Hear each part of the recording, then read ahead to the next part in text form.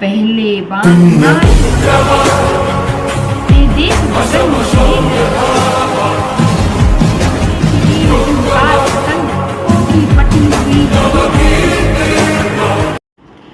कृष्ण की तो लीलाएं ही अनोखी हैं। ये कहाँ पर क्या कर दें किसी को कुछ पता नहीं। जब कृष्ण पांडवों की तरफ से मैत्री का संदेश लेने जाते हैं, जब मैत्री का संदेश कि ठीक है महायुद्ध नहीं करते हैं और मिलके रहेंगे दोनों और हमें 5 गांव दे दीजिए और ये सब, तो जब कृष्ण पांडवों के साथ होते हैं, जब पांडव कहते हैं, युधिष्ठिर भैया कहते हैं कि ठीक है आप हमें युद्ध नहीं चाहिए, हम युद्ध नहीं करेंगे और हमें सिर्फ 5 गांव दे दीजिए, हम उसी में खुश रहेंगे। तो अर्जुन को ये बात थोड़ी सी लगती है कि ये क्या मतलब 5 गांव सिर्फ, तो ठीक है चलो, लेकिन अर्जुन ये चाहते थे कि ऐसा ना हो, मतलब सब एक पूरा अखंड भारत हो, एक साथ हो और ऐसे छोटे छोटे राज्यों में ना बटा रहे कि ना किसी को बहुत अधिक हो और ना ही किसी को कम हो, एक होना चाहिए, पूरा एक राष्ट्र अखंड भारत होना चाहिए। यही कान्हा जी भी चाहते थे, कृष्ण भी यही चाहते थे कि पूरा ये छोटे छोटे राज्य ना बटे हों। और जब हम कुछ ऐसा करते हैं कि कुछ एक साथ, जब सारी चीज़ें एक साथ हो, एक भारत हो, तो फिर निर्णय तो लेने पड़ते हैं, युद्ध तो होता ही है। लेकिन ये बात द्रौपदी को थोड़ी सी लगी कि कृष्ण जब मैत्री का संदेश लेने जाने ही वाले होते हैं तो वो जब पांडवों की तरफ से, तो पांडवों के शिविर में होते हैं, पांडवों के यहाँ होते हैं, भोजन करने जाते हैं और वहीं पे ये निर्णय होता है कि ठीक है कृष्ण जाएंगे मैत्री का संदेश लेने कौरवों के यहाँ। जब वो जाने वाले होते हैं तो युधिष्ठिर कहते हैं कि हे कान्हा, हे कन्हैया, हे माधव, हमें युद्ध नहीं चाहिए, हमें 5 गांव दे दीजिएगा, हम उसी में खुश रहेंगे। लेकिन अर्जुन को ये बात कुछ जचती नहीं है, क्योंकि कुछ लोग ऐसे होते हैं ना जिन्हें सिखाना ही पड़ता है, जिन्हें अपनी भाषा में ही सिखाना पड़ता है। अर्जुन भी चाहते थे कि ऐसा ना हो।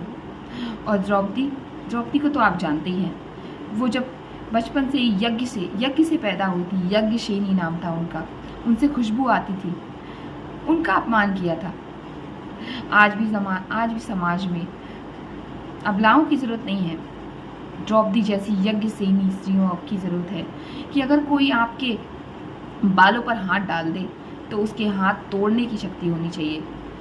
द्रौपदी उसी में है कि हाँ युधिष्ठिर जैसे भाई होने चाहिए, लेकिन अर्जुन जैसा भी होना चाहिए कि अगर घर की स्त्रियों को कुछ करे तो उसको उखाड़ कर कैसे फेंकना है ये उन्हें पता है। तो आगे चलते हैं। अर्जुन ये चाहते थे कि एक अखंड हो, एक राज्य हो और टूटे टूटे उसमें ना हो, यही। और कान्हा भी यही जानते थे कि युद्ध तो होगा, लेकिन क्योंकि वो कुछ भी अपने ऊपर नहीं लेना चाहते थे।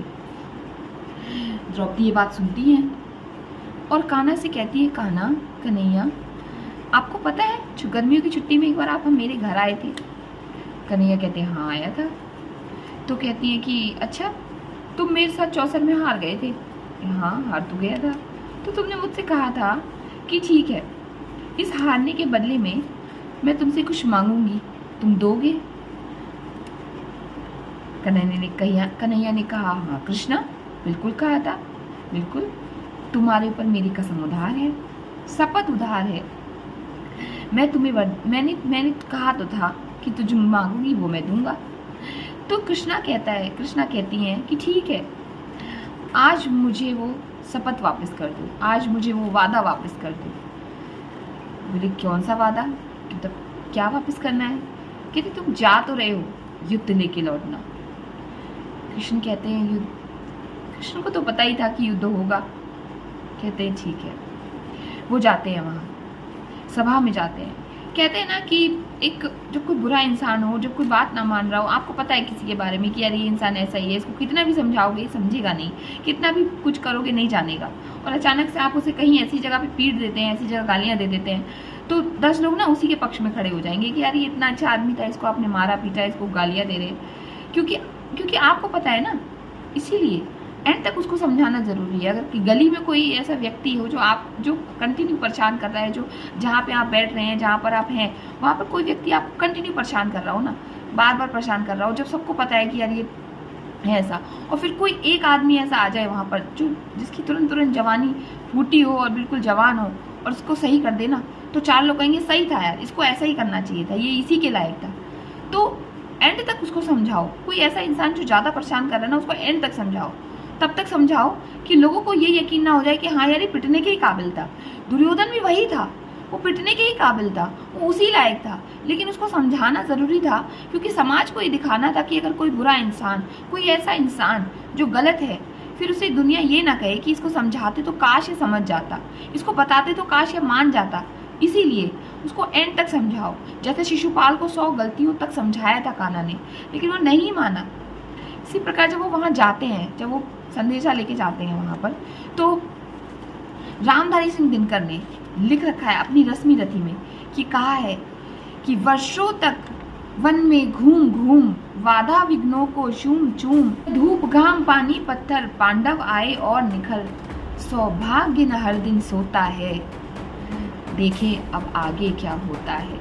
मैत्री की राह दिखाने को, सबको सुमार्ग पर लाने को, दुर्योधन को समझाने को, भीषण विध्वंस बचाने को भगवान हस्तिनापुर आए हैं, मैत्री का संदेशा लाए। वो न्याय अगर तो आधा दो, पर इसमें भी अगर यदि बाधा हो तो दे दो केवल 5 गांव, लो अपनी धरती तमाम, हम उसमें खुश रह लेंगे, परिजन पर असी न उठाएंगे। दुर्योधन वह भी दे न सका, आशीष समाज की ले न सका, हरि को बांधने चला, जो साध्य उसे बांधने चला। नाश मनुष्य पर आता है, पहले विवेक मर जाता है।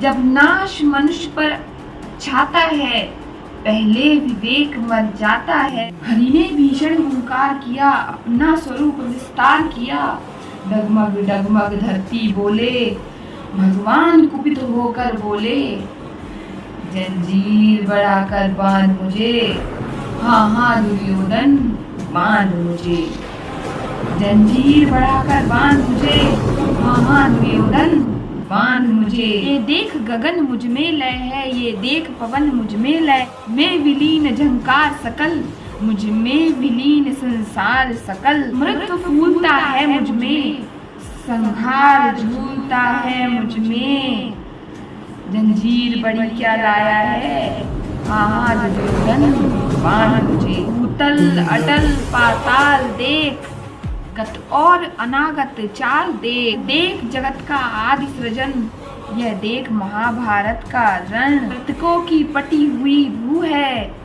पहचान इसमें कहाँ तू है। बर का कुंतल जाल देख, पद के नीचे पाताल देख, ही में तीनों काल देख, मेरा स्वरूप विकराल देख। सब जन्म मुझी में पाते हैं, सब लौट मुझी में आते हैं। जैसे काटती ज्वाला सघन, आंसू से पाता जन्म पवन, जाती मेरी दृष्टि जिधर, हंसने लग जाती सृष्टि उधर। भी मूंद लूं लोचन, छा जाता है उधर चारों ओर मरण। जीर बढ़ाकर बांध मुझे, हाँ हाँ दुर्योधन बांध मुझे। बांधने मुझे तू आया है, जंजीर बड़ी क्या लाया है। यदि मुझे बांध ले चाहे मन, तो पहले बांध अनंत गगन। और अंत में उन्होंने क्या कहा, तूने को साध न सकता है, तू मुझे बांध कब सकता है। वो इतना प्रभु का जो विकराल रूप था, जो विकराल रूप देखकर पूरी सभा के लोग मूर्छित हो गए, पूरी सभा के लोग अनहल हो गए, जिसे कुछ दिखाई नहीं दे रहा था। सिर्फ 2 व्यक्ति थे, सिर्फ धृतराष्ट्र जिनकी आंखें नहीं थी, वो सिर्फ महसूस कर सकते थे, और एक विदुर जिनका साग खाकर भगवान उस सभा में आए थे। बस वो ही देख पा रहे थे वो विकराल रूप। बड़ा हो तो ऐसा कि वो समा नहीं पाया सुनने के कि अगर सुनने को साध सकता है तो मुझे साध ले, और छोटा हो तो ऐसा कि यशोदा मैया के आंगन में यमलार्जुन के बीच में एक ओखली से बंधे हुए एक पैर तक कान्हा बस अपनी मैया को यही कहते रहे, मैया अब छोड़ दे, अब छोड़ दे मैया, अब नहीं चुराऊंगा, अब नहीं चुराऊंगा। ऐसा है मेरा कान्हा कि बड़ा हो तो ऐसा और छोटा हो तो ऐसा कि मैया के साथ, मैया ने ओखली में बांध दिया तो बेचारा बंधा ही है, कह रहा मैया अब छोड़ दे मुझे। ये है मेरे कन्हैया की कहानी, ये है मेरे कन्हैया की। राधे राधे।